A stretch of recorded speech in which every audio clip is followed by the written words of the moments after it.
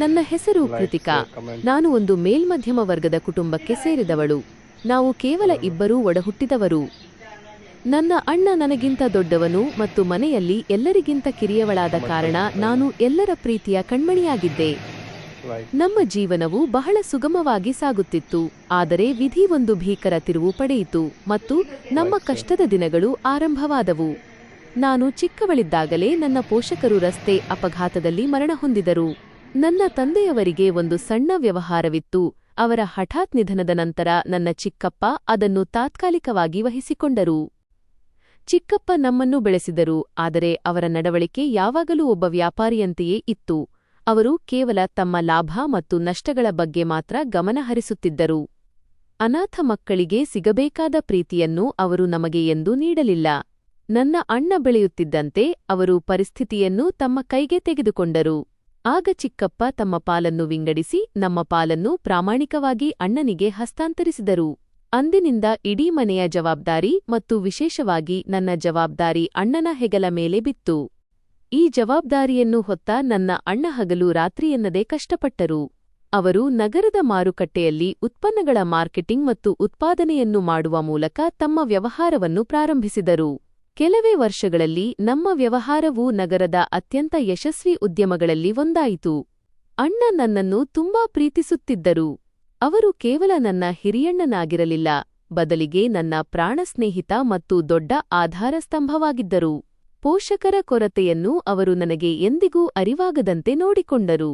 ನನ್ನ ಪ್ರತಿಯೊಂದು ಬೇಡಿಕೆಯನ್ನು, ಅದು ಸರಿಯಿರಲಿ ಅಥವಾ ತಪ್ಪಿರಲಿ, ಅವರು ಕ್ಷಣಾರ್ಧದಲ್ಲಿ ಪೂರೈಸುತ್ತಿದ್ದರು.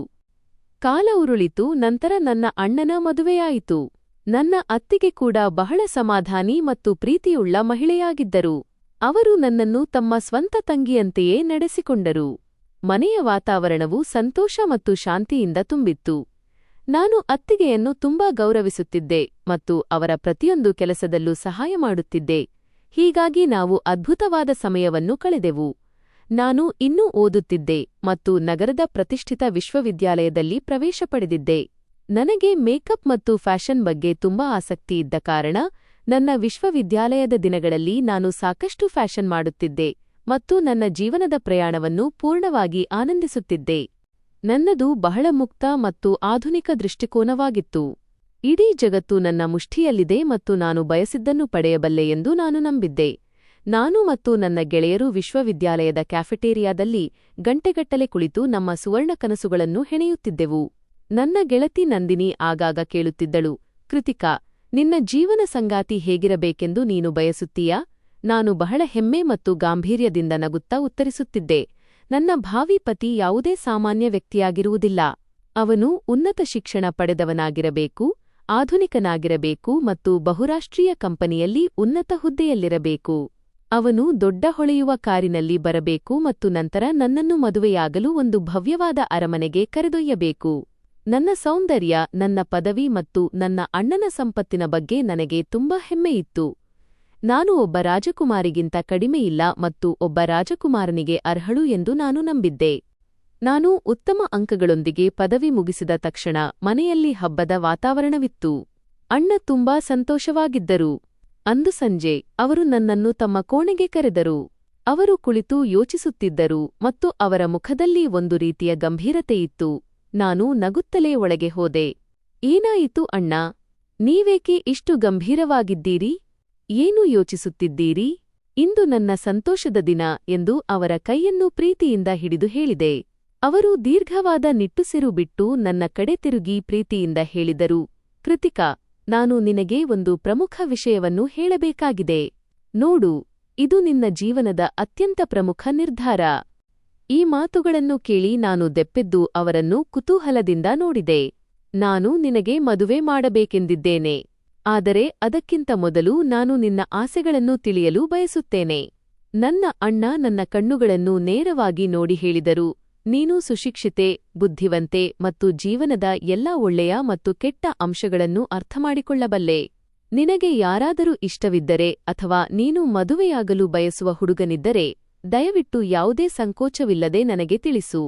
ನಾನು ನಿನ್ನ ಅಣ್ಣ ಮಾತ್ರವಲ್ಲ, ನಿನ್ನ ಅತ್ಯುತ್ತಮ ಗೆಳೆಯ ಕೂಡ. ನಿನ್ನ ಸಂತೋಷಕ್ಕಾಗಿ ನಾನು ಏನು ಬೇಕಾದರೂ ಮಾಡುತ್ತೇನೆ. ಆ ಕ್ಷಣದಲ್ಲಿ ನನಗೆ ನನ್ನ ತಂದೆ ನಾನು ಚಿಕ್ಕವಳಿದ್ದಾಗ ಹೇಳುತ್ತಿದ್ದ ಒಂದು ಮಾತು ನೆನಪಾಯಿತು. ಅವರು ಆಗಾಗ ಪ್ರೀತಿಯಿಂದ ನನ್ನ ಹಣೆಯನ್ನು ಸವರುತ್ತಾ ಹೇಳುತ್ತಿದ್ದರು, ಮಗಳೇ, ನೆನಪಿಡು, ಯಾವ ಹೆಣ್ಣು ಮಕ್ಕಳು ತಮ್ಮ ಪೋಷಕರು ಮತ್ತು ಹಿರಿಯ ಅಣ್ಣಂದಿರ ಮುಂದೆ ತಲೆಬಾಗಿ ಗೌರವ ನೀಡುತ್ತಾರೋ ಮತ್ತು ಸ್ವೇಚ್ಛೆಯಿಂದ ವರ್ತಿಸುವುದಿಲ್ಲವೋ ಅವರೇ ಜೀವನದಲ್ಲಿ ಯಶಸ್ವಿಯಾಗುತ್ತಾರೆ ಮತ್ತು ದೇವರ ದೃಷ್ಟಿಯಲ್ಲಿ ಹೆಚ್ಚಿನ ಮೌಲ್ಯವನ್ನು ಪಡೆಯುತ್ತಾರೆ. ನಿಜ ಹೇಳಬೇಕೆಂದರೆ ನನಗೆ ಯಾವುದೇ ಹುಡುಗ ಇಷ್ಟವಿರಲಿಲ್ಲ. ವಿಶ್ವವಿದ್ಯಾಲಯದಲ್ಲಿ ಅನೇಕ ಹುಡುಗರು ನನಗೆ ಸ್ನೇಹದ ಹಸ್ತ ಚಾಚಿದ್ದರು. ಆದರೆ ನನ್ನ ಮಾನದಂಡಗಳು ಎಷ್ಟೊಂದು ಹೆಚ್ಚಿದ್ದವೆಂದರೆ ನಾನು ಯಾರ ಬಗ್ಗೆಯೂ ಎರಡನೇ ಬಾರಿ ಯೋಚಿಸಲಿಲ್ಲ. ನನಗೆ ಕೇವಲ ಕೆಲವು ಕನಸುಗಳಿದ್ದವು. ಪ್ರತಿಯೊಬ್ಬ ಹುಡುಗಿಗೂ ಕನಸು ಕಾಣುವ ಹಕ್ಕಿದೆ ಮತ್ತು ನನ್ನ ಕನಸಿನ ರಾಜಕುಮಾರ ಬಂದು ನನ್ನನ್ನು ಮದುವೆಯಾಗಿ ಕರೆದೊಯ್ಯುತ್ತಾನೆ ಎಂದು ನಾನು ಕೂಡ ಕನಸು ಕಂಡಿದ್ದೆ. ನನ್ನ ಮದುವೆಯ ಸಂಪೂರ್ಣ ನಿರ್ಧಾರವನ್ನು ನಾನು ಅಣ್ಣನ ಮೇಲಿನ ಪೂರ್ಣ ನಂಬಿಕೆಯಿಂದ ಅವರಿಗೆ ಬಿಟ್ಟೆ ಮತ್ತು ನಗುತ್ತಾ ಹೇಳಿದೆ, ಅಣ್ಣ, ನನಗೆ ಯಾರೂ ಇಷ್ಟವಿಲ್ಲ. ನೀವು ನನ್ನ ಮದುವೆಯನ್ನು ಎಲ್ಲಿಯೇ ನಿಶ್ಚಯಿಸಿ ಮತ್ತು ನನಗಾಗಿ ಯಾರನ್ನೇ ಆರಿಸಿದರೂ ನಾನು ಒಂದು ಮಾತು ಆಡದೆ ಸದ್ದಿಲ್ಲದೆ ಅವರನ್ನು ಮದುವೆಯಾಗುತ್ತೇನೆ. ನಿಮ್ಮ ಆಯ್ಕೆಯ ಮೇಲೆ ನನಗಿಂತ ಹೆಚ್ಚಿನ ನಂಬಿಕೆ ಇದೆ. ಇದನ್ನು ಕೇಳಿದಾಗ ನನ್ನ ಅಣ್ಣನ ಕಣ್ಣುಗಳಲ್ಲಿ ಸಂತೋಷದ ಮಿಂಚು ಮೂಡಿತು ಮತ್ತು ಅವರು ಪ್ರೀತಿಯಿಂದ ನನ್ನ ತಲೆಯನ್ನು ಸವರಿದರು. ಈಗ ವಿಧಿ ತನ್ನ ಆಟವನ್ನು ಶುರುಮಾಡಿತ್ತು. ಕೆಲವು ದಿನಗಳ ನಂತರ ಒಂದು ಮಧ್ಯಾಹ್ನ ಮನೆಯ ಬೆಲ್ ಬಾರಿಸಿತು. ಒಬ್ಬ ವೃದ್ಧ ವ್ಯಕ್ತಿ, ಅತ್ಯಂತ ಸರಳ ಮತ್ತು ಬಡವರಂತೆ ಕಾಣುವವರು ಡ್ರಾಯಿಂಗ್ ರೂಮಿಗೆ ಬಂದರು. ಅವರು ತಾವು ನನ್ನ ತಂದೆಯ ಬಾಲ್ಯದ ಅತ್ಯಂತ ಆಪ್ತ ಸ್ನೇಹಿತ ಎಂದು ಹೇಳಿದರು. ಅಣ್ಣನನ್ನು ನೋಡಿದ ತಕ್ಷಣ ಅವರು ಅಪ್ಪಿಕೊಂಡರು ಮತ್ತು ಬಹಳ ಹೊತ್ತು ಹಳೆಯ ನೆನಪುಗಳನ್ನು ಮೆಲುಕು ಹಾಕುತ್ತಾ ಕುಳಿತರು. ಚಹಾ ಕುಡಿಯುವಾಗ ಚಿಕ್ಕಪ್ಪ ಹಠಾತ್ತನೆ ಅಣ್ಣನನ್ನು ದಂಗುಬಡಿಸುವಂತಹ ಒಂದು ವಿಷಯವನ್ನು ಹೇಳಿದರು. ಅವರು ತಮ್ಮ ಮಗನ ಮದುವೆ ಮಾಡಬೇಕೆಂದು ಕೊಂಡಿರುವುದಾಗಿಯೂ ಅದಕ್ಕಾಗಿಯೇ ಇಂದು ನಮ್ಮ ಮನೆಗೆ ಬಂದಿರುವುದಾಗಿಯೂ ಅಣ್ಣನಿಗೆ ತಿಳಿಸಿದರು. ಚಿಕ್ಕಪ್ಪ ದೀರ್ಘವಾಗಿ ನಿಟ್ಟುಸಿರು ಬಿಟ್ಟು, ನಾನು ತುಂಬಾ ಚಿಕ್ಕವಳಿದ್ದಾಗ ನನ್ನ ತಂದೆಯವರು ಅವರಿಗೆ ಒಂದು ಮಾತು ಕೊಟ್ಟಿದ್ದರೆಂದು ವಿವರಿಸಿದರು. ಅದೆಂದರೆ, ಅವರ ಮಗ ಮತ್ತು ತಂದೆಯವರ ಮಗಳು ಬೆಳೆದು ದೊಡ್ಡವರಾದ ಕೂಡಲೇ ತಂದೆಯವರು ತಮ್ಮ ಮಗಳನ್ನು ಅವರ ಮಗನಿಗೆ ಕೊಟ್ಟು ಮದುವೆ ಮಾಡುತ್ತಾರೆ ಎಂಬ ವಾಗ್ದಾನವದು. ಇದನ್ನು ಕೇಳಿದ ಅಣ್ಣನಿಗೆ ದಿಗ್ಭ್ರಮೆಯಾಯಿತು. ಈ ವಾಗ್ದಾನದ ಬಗ್ಗೆ ಅವರಿಗೆ ಏನೂ ತಿಳಿದಿರಲಿಲ್ಲ. ಆದರೆ ಚಿಕ್ಕಪ್ಪ ಸುಳ್ಳು ಹೇಳುತ್ತಿಲ್ಲವೆಂದು ಅವರಿಗೆ ತಿಳಿದಿತ್ತು. ಏಕೆಂದರೆ ತಂದೆಯವರು ತಮ್ಮ ಸ್ನೇಹಿತನನ್ನು ಅತಿಯಾಗಿ ಪ್ರೀತಿಸುತ್ತಿದ್ದರು ಮತ್ತು ಅವನಿಗಾಗಿ ಪ್ರಾಣವನ್ನು ಕೊಡಲು ಸಿದ್ಧರಿದ್ದರು. ಅಣ್ಣ ಆಳವಾದ ಆಲೋಚನೆಯಲ್ಲಿ ಮುಳುಗಿದರು. ನಾನು ಈ ನಿರ್ಧಾರವನ್ನು ಸಂಪೂರ್ಣವಾಗಿ ಅವರಿಗೆ ಬಿಟ್ಟಿದ್ದೇನೆ ಎಂಬುದು ಅವರಿಗೆ ತಿಳಿದಿತ್ತು. ಇನ್ನೊಂದೆಡೆ ತಂದೆಯ ಮಾತನ್ನು ಮತ್ತು ಅವರ ವಾಗ್ದಾನವನ್ನು ಉಳಿಸಿಕೊಳ್ಳುವುದು ತಮ್ಮ ಜವಾಬ್ದಾರಿ ಮತ್ತು ಕರ್ತವ್ಯ ಎಂದು ಅವರು ಭಾವಿಸಿದರು.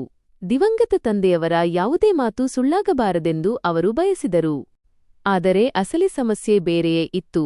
ಅದು ಅಣ್ಣನನ್ನು ಅಂತರಾಳದವರೆಗೂ ನಡುಗಿಸಿತ್ತು. ಆ ಸ್ನೇಹಿತನ ಮಗ ತುಂಬಾ ಕಡಿಮೆ ಓದಿದ್ದ. ಅವನು ಕೇವಲ ಇಂಟರ್ಮೀಡಿಯೇಟ್ ಮುಗಿಸಿದ್ದ ಮತ್ತು ಒಂದು ಕಾರ್ಖಾನೆಯಲ್ಲಿ ಸಣ್ಣ ಕೆಲಸ ಮಾಡುತ್ತಿದ್ದ. ಅವನ ಸಂಬಳ ಮತ್ತು ಜೀವನ ಶೈಲಿ ನಮ್ಮ ಅಂತಸ್ತಿಗೆ ಹತ್ತಿರವೂ ಇರಲಿಲ್ಲ. ಇತ್ತ ನಾನು ಸುಶಿಕ್ಷಿತೆ, ಸುಂದರಿ ಮತ್ತು ಆಧುನಿಕ ಹುಡುಗಿಯಾಗಿದ್ದೆ. ನಾನು ಕಾಲೇಜು, ಹಾಸ್ಟೆಲ್ ಮತ್ತು ವಿಶ್ವವಿದ್ಯಾಲಯಗಳಿಗೆ ಹೋಗಿದ್ದೆ. ನನ್ನ ಆಲೋಚನೆಗಳು ಮತ್ತು ವಿಚಾರಗಳು ತುಂಬಾ ಭಿನ್ನವಾಗಿದ್ದವು. ನಾನು ಸ್ವತಂತ್ರ ಮನೋಭಾವದ ಹುಡುಗಿಯಾಗಿದ್ದು, ನನ್ನ ಜೀವನದ ಅಂತಿಮ ಗುರಿ ನಾನು ಇಷ್ಟಪಟ್ಟಂತೆ ವೈಭೋಗದ ಜೀವನ ನಡೆಸುವುದು ಆಗಿತ್ತು.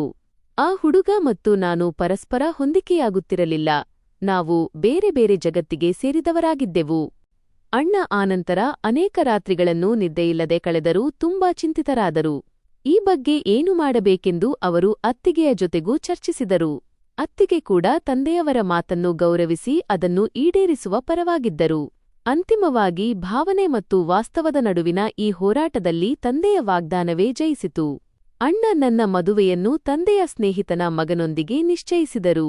ಆದರೆ ನಿಜ ಹೇಳಬೇಕೆಂದರೆ ನಾನು ಆ ಹುಡುಗನ ಮುಖವನ್ನು ನೋಡಲೂ ಹೋಗಲಿಲ್ಲ ಮತ್ತು ಈ ಬಗ್ಗೆ ಆಸಕ್ತಿ ತೋರಲಿಲ್ಲ. ಏಕೆಂದರೆ ಅಣ್ಣ ನನಗಾಗಿ ಯಾರನ್ನೋ ಸುಮ್ಮನೆ ಆರಿಸುವುದಿಲ್ಲ ಎಂದು ನಾನು ಭಾವಿಸಿದ್ದೆ. ನನ್ನ ಲೆಹೆಂಗಾವನ್ನು ನಗರದ ಅತ್ಯಂತ ಪ್ರಸಿದ್ಧ ಡಿಸೈನರ್ ಸಿದ್ಧಪಡಿಸಿದ್ದರು. ಆ ಕ್ಷಣದಲ್ಲಿ ನಾನು ಆಕಾಶದಲ್ಲಿ ತೇಲುತ್ತಿದ್ದೆ.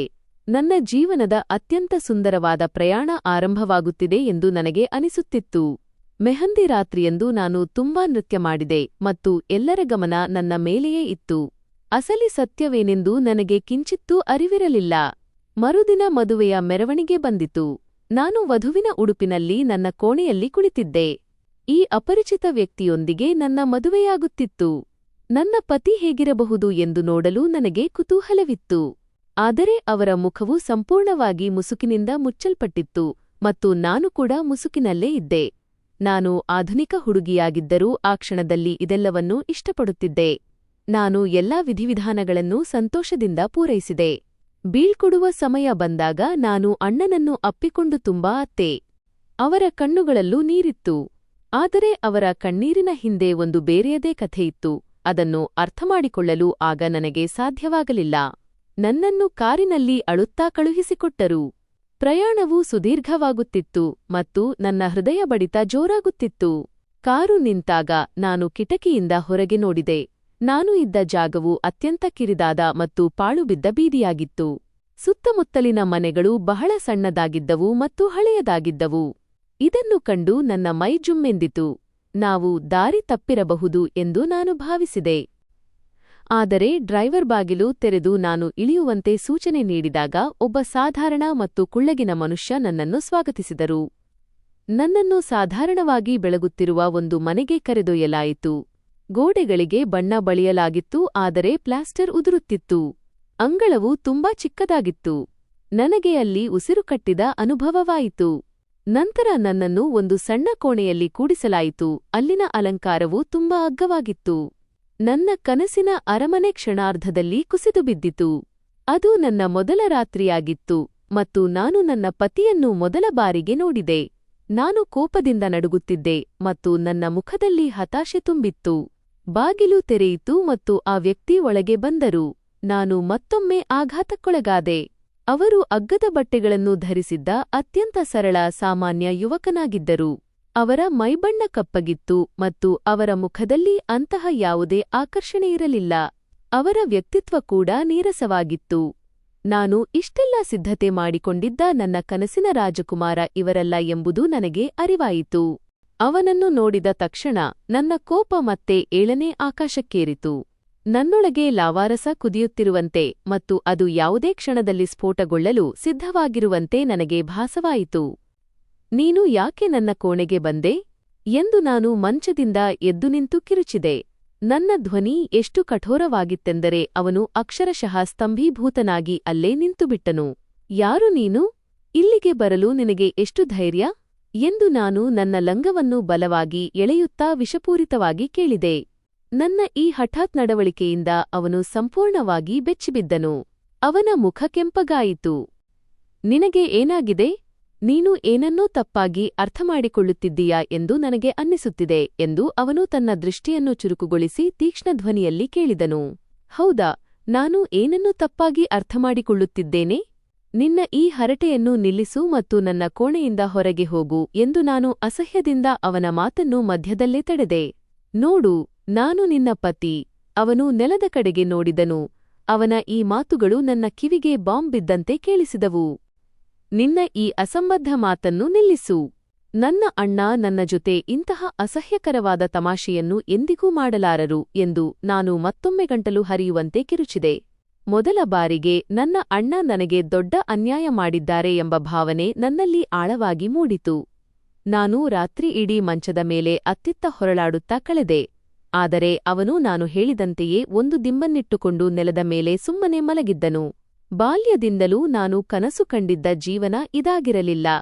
ನಾನು ಚಡಪಡಿಸುತ್ತಾ ಸಿಟ್ಟಿನಿಂದ ನನ್ನ ಭಾರವಾದ ದುಪ್ಪಟ್ಟಾವನ್ನು ಎಳೆದು ಮಂಚದ ಮೇಲೆ ಎಸೆದೆ ಮತ್ತು ನೆಲದ ಮೇಲೆ ಕಾಲು ಬಡಿದೆ. ನನ್ನ ಸ್ಯಾಂಡಲ್ಗಳ ಆ ಜೋರಾದ ಶಬ್ದಕ್ಕೆ ಅವನು ಬೆಚ್ಚಿಬಿದ್ದು ಮೇಲೆದ್ದನು ಮತ್ತು ಗೊಂದಲದಿಂದ ಸುತ್ತಲೂ ನೋಡಿದನು. ನೀನು ಎದ್ದೆಯಾ? ನಾನು ನಿನಗೆ ಬಿಸಿ ಚಹಾ ಮತ್ತು ಉಪಹಾರ ತರುತ್ತೇನೆ.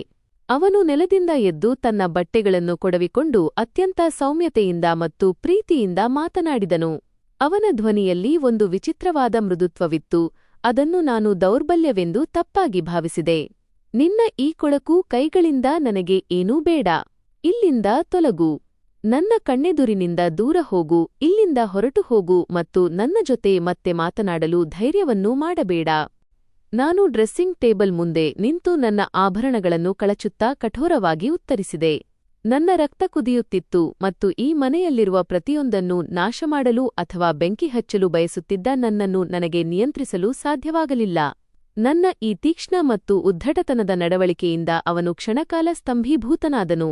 ಅವನ ಆಳವಾದ ಕಣ್ಣುಗಳಲ್ಲಿ ಒಂದು ವಿಚಿತ್ರವಾದ ದುಃಖದ ಛಾಯೆ ಮಿಂಚಿ ಮರೆಯಾಯಿತು. ಆದರೆ ಅವನು ನನಗೆ ಮರುಮಾತನಾಡಲಿಲ್ಲ.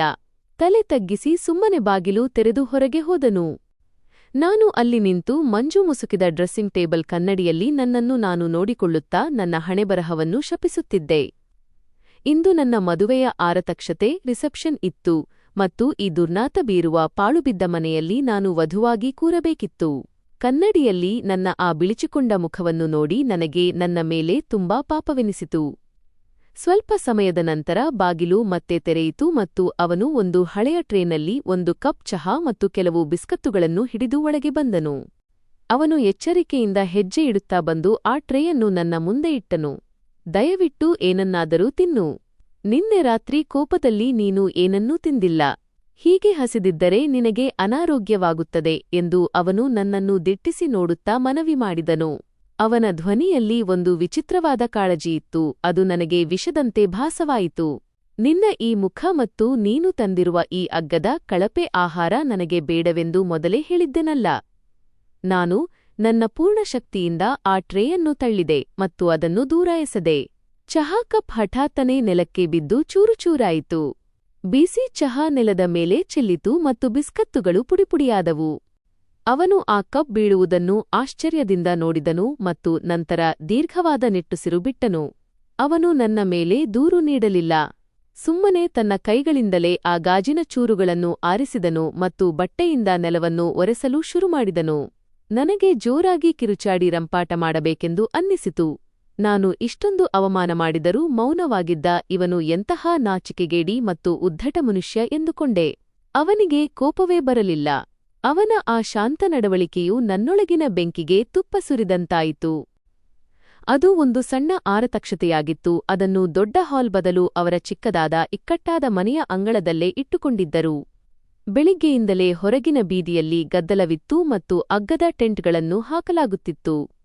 ಇದೆಲ್ಲವೂ ನನ್ನ ಕೋಪವನ್ನು ಮತ್ತಷ್ಟು ಹೆಚ್ಚಿಸಿತು. ಕೋಪದಿಂದ ನನ್ನ ಮುಖ ಕೆಂಪಗಾಯಿತು.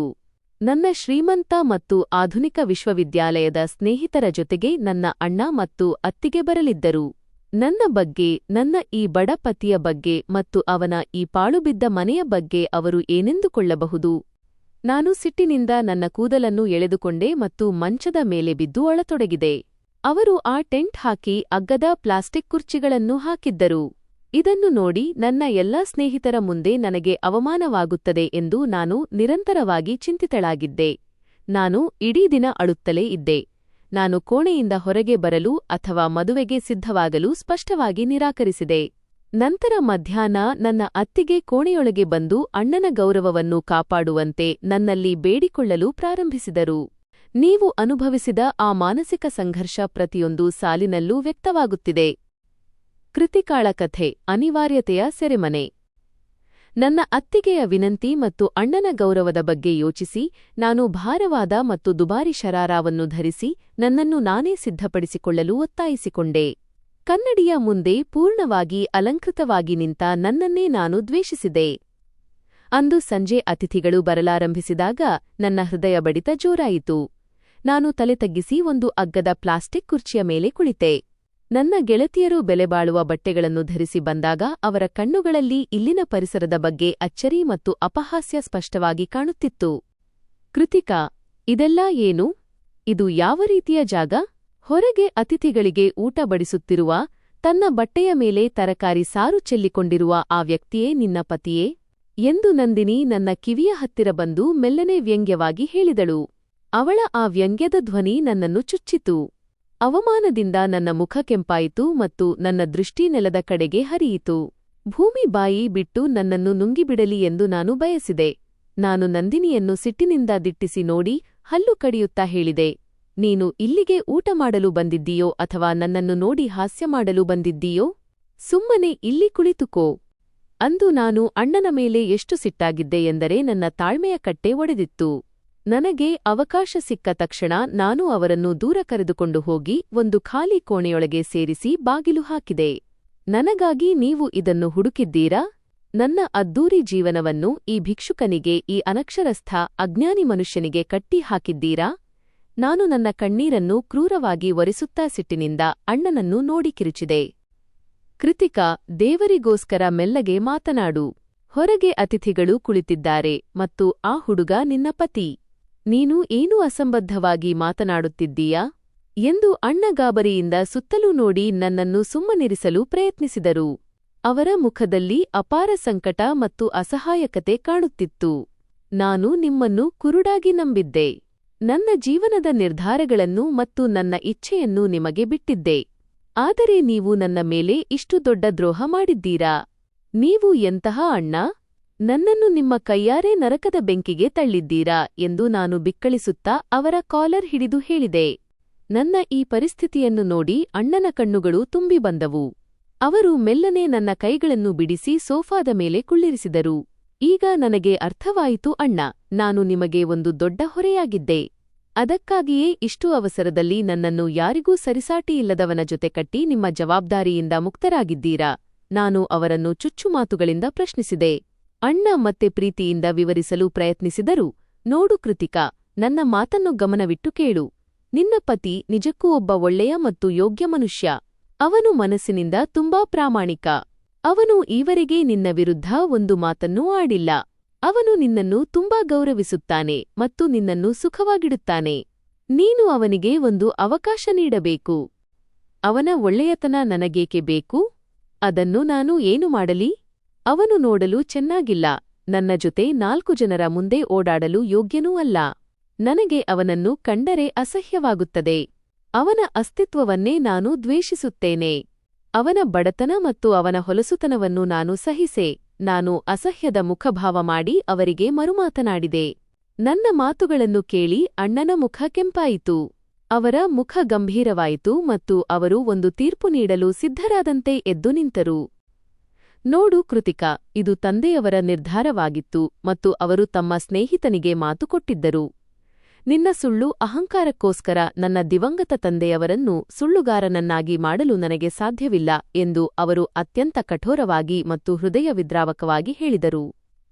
ಹಾಗಾದರೆ ತಂದೆಯವರ ಆ ಹಳೆಯ ಪ್ರಯೋಜನವಿಲ್ಲದ ನಿರ್ಧಾರಕ್ಕಾಗಿ ನಾನು ನನ್ನ ಜೀವನವನ್ನೇ ಹಾಳು ಮಾಡಿಕೊಳ್ಳಬೇಕೇ?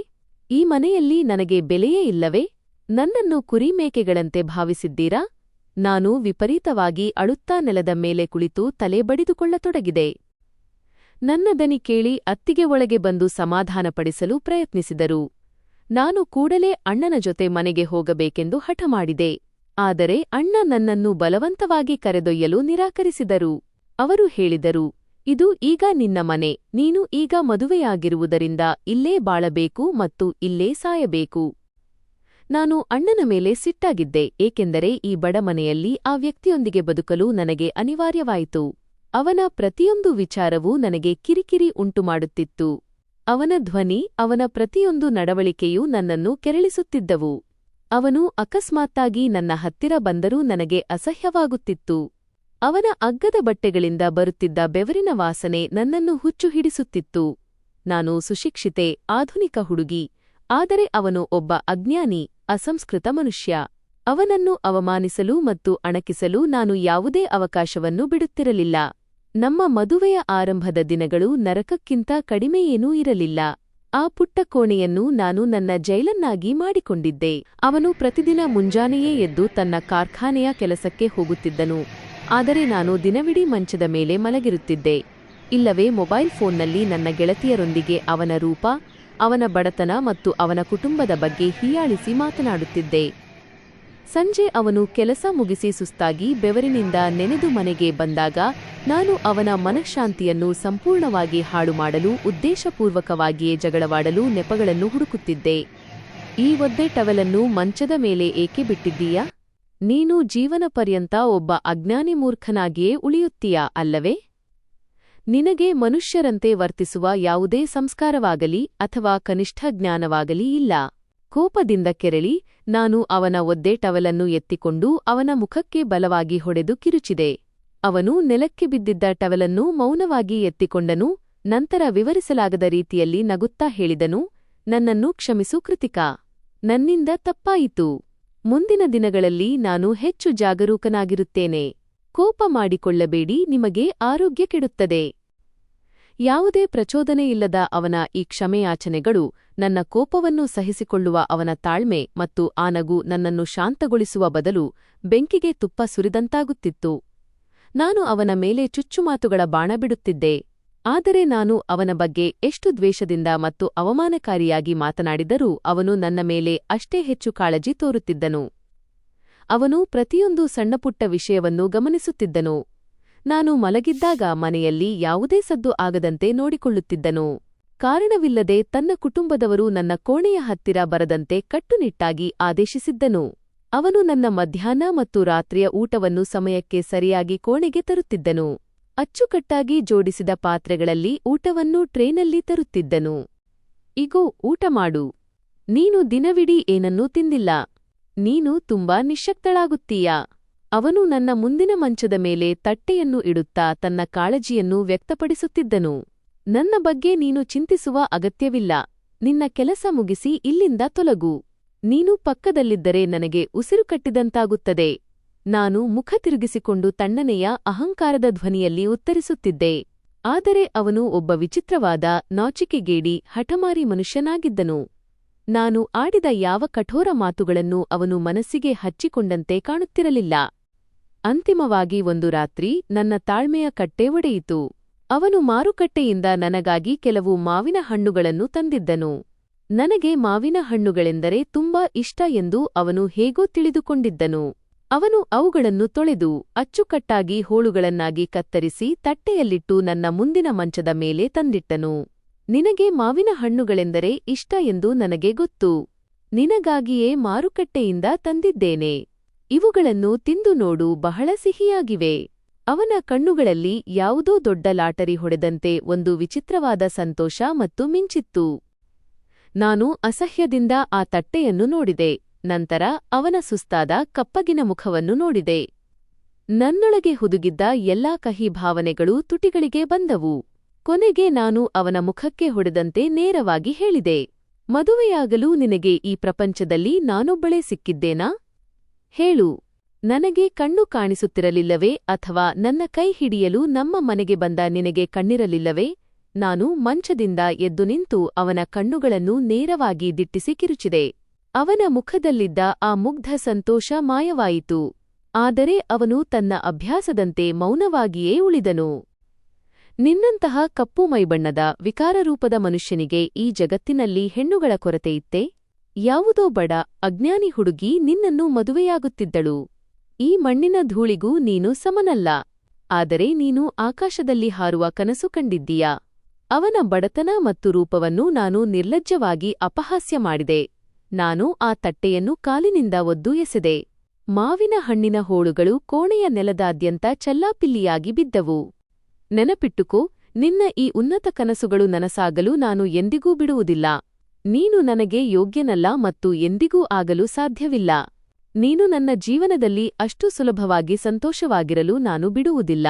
ನಾನು ಸಿಟ್ಟಿನಿಂದ ಉಸಿರುಕಟ್ಟುತ್ತಾ ಬೆರಳು ತೋರಿಸಿ ನೇರವಾಗಿ ಅವನಿಗೆ ಬೆದರಿಕೆ ಹಾಕಿದೆ. ಅವನು ಮೌನವಾಗಿ ನನ್ನ ಕೋಪದ ಮುಖವನ್ನು ನೋಡುತ್ತಿದ್ದನು.